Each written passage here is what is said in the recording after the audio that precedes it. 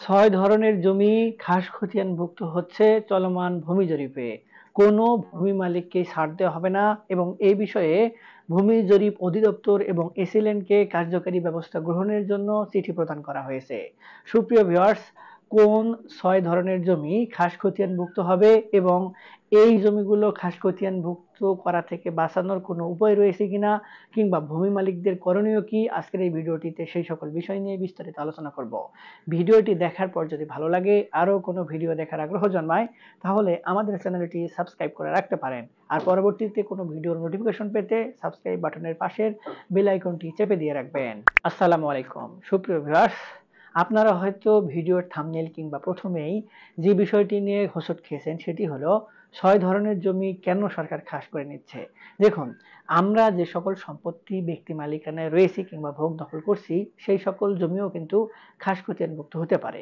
ধরুন আপনি একটি সম্পত্তি ওয়ারিশান সূত্রে পেয়েছেন, আপনার বাপ দাদা নিশ্চিন্তে ভোগ দখল করেছিল, সেই সকল সম্পত্তিও কিন্তু খাস খতিয়ানভুক্ত হতে পারে। আবার আপনি একটি সম্পত্তি কোনো একজন অ্যাডভোকেট কিংবা ভালো কারো পরামর্শ নিয়ে সুন্দরভাবে আইনি প্রক্রিয়া মেনে দলিল তৈরি করে মালিকানা অর্জন করেছেন, সেই জমিও কিন্তু খাস খতিয়ানভুক্ত হতে পারে। আবার আপনি একটি সম্পত্তি 20 বছর 30 বছর ধরে নিশ্চিন্তে ভোগ দখল করছেন, সেই সকল সম্পত্তিও কিন্তু খাস খতিয়ানভুক্ত হয়ে যেতে পারে। এটি স্বাভাবিক প্রক্রিয়া, এটি হইতেই পারে। আইন কিন্তু সেই বিষয়গুলোকেই স্পষ্টভাবে বলছে যে ছয় ধরনের জমি খাস খতিয়ানভুক্ত হয়ে যাচ্ছে। সেই জমিগুলোর মধ্যে অন্যতম গুরুত্বপূর্ণ হচ্ছে কালেক্টরের 1 নম্বর খতিয়ানভুক্ত এবং 8 তফসিলভুক্ত জমি, অর্থাৎ ওই কালেক্টরের যে 8 খতিয়ানভুক্ত এবং তফসিলভুক্ত জমি রয়েছে সেগুলো কোনগুলো এবং কিভাবে, সেগুলো কিন্তু ইউনিয়ন ভূমি অফিস কিংবা এসিল্যান্ড অফিসেই সুন্দরভাবে স্পষ্টভাবে নির্ধারিত রয়েছে।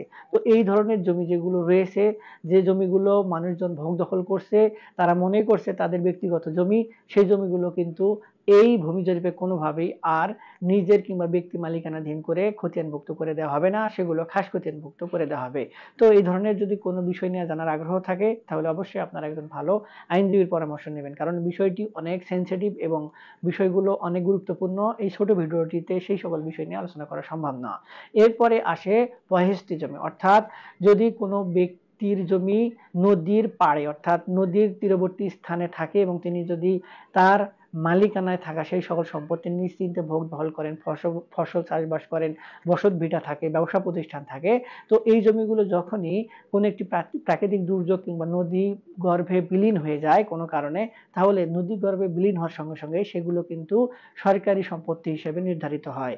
সেই জমি পরবর্তীতে যদি চর জেগে ওঠে, তারপরেও এই ব্যক্তি কিন্তু গিয়ে আর ওই চরে তার ওই জমির মালিকানা দাবি করতে পারে না। তবে সেই জমিগুলো তিনি বন্দোবস্ত নিতে পারেন, অর্থাৎ সরকার কর্তৃক লিজ নিতে পারেন। সেক্ষেত্রে তিনি তার যেহেতু জমি ছিল তিনি অগ্রাধিকার পাবেন। অনেক ক্ষেত্রেই রাজনৈতিক কিংবা অন্যান্য কারণে সেগুলোরও সুযোগ থাকে না, অর্থাৎ এই জমিগুলো আর ব্যক্তি মালিকানাধীন হিসেবে কোনোভাবেই খতিয়ানের অন্তর্ভুক্ত করার সুযোগ থাকছে না। এরপর আরেকটি জমির কথা বলা হচ্ছে, যদি ধরুন এমন হয় যে আপনার একটি জমি ফসল চাষবাস করতেন কিংবা একটি পতিত জমি, সেই জমিটি আপনি কোনোভাবে আর দেখভাল করছেন না কিংবা ফসল চাষবাস করছেন না এবং দেখা যাচ্ছে যে আপনি ওই জমিটিতে বাউন্ডারি দিয়েছেন, দিয়ে দেশের বাইরে অবস্থান করছেন, দীর্ঘদিন আপনি কোনো খোঁজ খবর নিচ্ছেন না। তো এই ধরনের যদি কোনো জমি থাকে এবং সেই জমিগুলোতে যদি আপনি ঠিক মতো খাজনা পরিশোধ না করেন, অর্থাৎ যদি চাষবাসও করেন তারপরেও ঠিক মতো খাজনা পরিশোধ করছেন না, তাহলে এই ধরনের জমিগুলো কিন্তু আর ব্যক্তি মালিকানায় থাকবে না।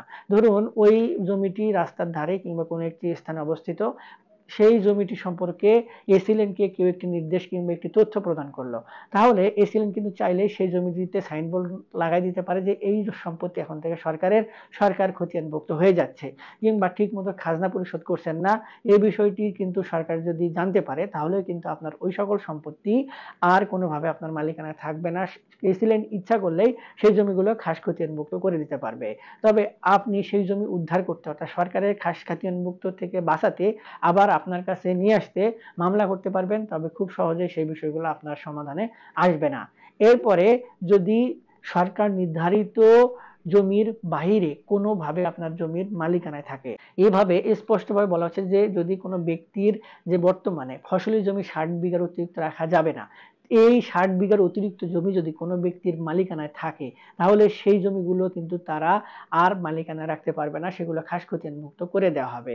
আবার এমনও যদি হয় যে একই খানার মধ্যে, অর্থাৎ একই পরিবারে একসঙ্গে বাপ, ভাই, বোন, সন্তান সবাই একসঙ্গে খাওয়া দাওয়া করেন কিংবা একই খানায় অন্তর্ভুক্ত, এখন আপনারা চতুরতার সহিত সকলের নামে জমি ক্রয় করে রেখেছেন এবং ওই পরিবারে হিসাব করে দেখা যাচ্ছে 60 বিঘার অতিরিক্ত ফসলি জমি রয়েছে, তাহলেও কিন্তু কোনোভাবেই ওই পরিবারের ওই 60% বাহিরে কোনোভাবে সম্পত্তির মালিকানা ধরে রাখতে পারবে না, সেগুলো খাস খতিয়ানভুক্ত হয়ে যাবে।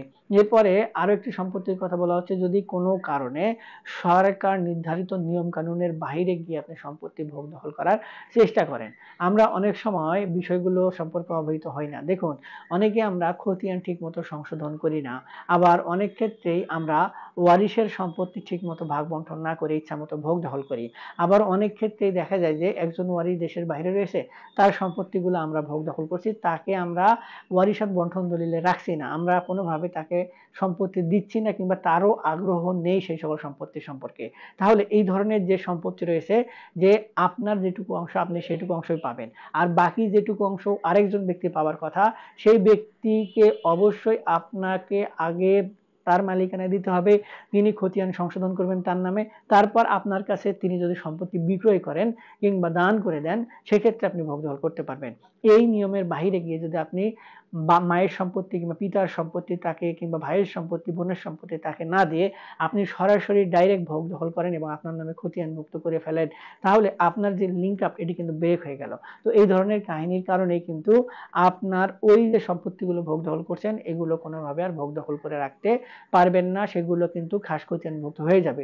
অনেকেই মনে করেন যে এই ইনফরমেশনগুলো সরকার জানবে কিভাবে।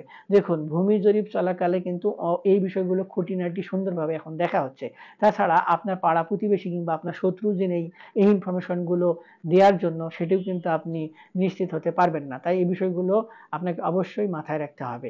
এরপরে হচ্ছে, যদি কোনো কারণে সরকার কোনো জমি অধিগ্রহণ করার প্রয়োজন মনে করে, দেখুন আমাদের দেশে কিন্তু বিভিন্ন মেগা প্রকল্প চলমান, আবার অনেক ক্ষেত্রে রাস্তা করার প্রয়োজন হয়, ব্যবসা প্রতিষ্ঠান গড়ে তোলার প্রয়োজন হয় সরকারের। সেক্ষেত্রে সরকার যে স্থানটিকে নির্ধারণ করে, সেই স্থানটি যদি কোনোভাবে কোনো ব্যক্তি মালিকানাধীন সম্পত্তি হয়, তাহলে ওই সরকার প্রকল্প গ্রহণের সঙ্গে সঙ্গে, অর্থাৎ সরকার পরিকল্পনা করার সঙ্গে সঙ্গেই সেই স্থানগুলোতে যে জমিগুলো থাকে সেই জমিগুলো কিন্তু খাস খতিয়ানভুক্ত হয়ে যায়। আপনি যতই মালিক হন না কেন, আপনি যতভাবেই বাধা প্রদান করেন না কেন, আপনাকে কিন্তু সম্পত্তির মালিকানা ছাড়তে হবে।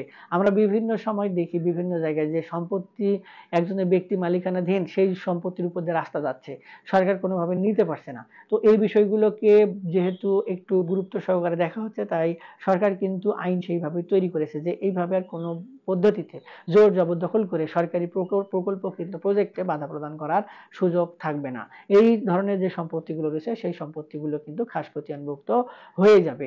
এরপরে আরেকটি সম্পত্তির কথা বলা হচ্ছে, যদি কোনো কারণে কোনো ভূমি মালিক, ধরুন ওয়ারিশান সম্পত্তি পেয়েছে কিংবা সম্পত্তি ক্রয় করেছে কিংবা কোনো নিঃসন্তান দম্পতি, তারা যদি স্বইচ্ছায় সরকারকে সম্পত্তি অর্পণ করে, অর্থাৎ সরকারকে দান করে দেয় যে এই সকল সম্পত্তি সরকার খাস খতিয়ানভুক্ত করে দিক, আমার এই সকল সম্পত্তির দরকার নেই, কিংবা সম্পত্তি রেখে মৃত্যুবরণ করেছেন, দূরের আত্মীয় রয়েছে তিনি এসে ভোগ দখল করবেন, এই ধরনের কোনো সুযোগ কিন্তু থাকছে না। বলা হচ্ছে যে এই ধরনের কোনো সম্পত্তি যদি থাকে, সরকারকে দেয়া হয় কিংবা সরকার নেওয়ার মতো পরিস্থিতি তৈরি হয়, তাহলে সেই সকল সম্পত্তি সরকার খাস খতিয়ানভুক্ত করে নিজের আয়ত্তে নিয়ে নিবে। সুপ্রিয় ভিউয়ার্স, এই যে সম্পত্তিগুলোর কথা বললাম, এই সম্পত্তিগুলো কিন্তু এখন চলমান ভূমি জরিপে সুন্দরভাবে খাস খতিয়ানভুক্ত করে দেওয়া হচ্ছে। এই বিষয়গুলোর মধ্যে যে সকল সম্পত্তি এই খাস খতিয়ানভুক্ত হওয়ার থেকে বাঁচানোর উপায় রয়েছে, সেই সকল সম্পত্তি কিন্তু কৌশলে হয়তো আপনি বাঁচিয়ে নিতে পারবেন। হয়তো এই সম্পত্তিগুলো আপনার কাছে রয়েছে, আপনি কারো কাছে বিক্রয় করে দিলেন কিংবা হস্তান্তর করে দিলেন, আপনি কিন্তু বেঁচে গেলেন। কিন্তু তাছাড়া যদি আপনি কোনো পদ্ধতিতে ফেঁসে যান, তাহলে কিন্তু সম্পত্তিগুলো আর কোনোভাবে খাস খতিয়ানভুক্ত করে নিতে পারবেন না। যদি বা ধোঁকাবাজি করেন, পরবর্তীতে ধরা পড়লে আইনের আওতায় আসার সুযোগ রয়েছে। এখন অনেকেই কিন্তু সচেতন।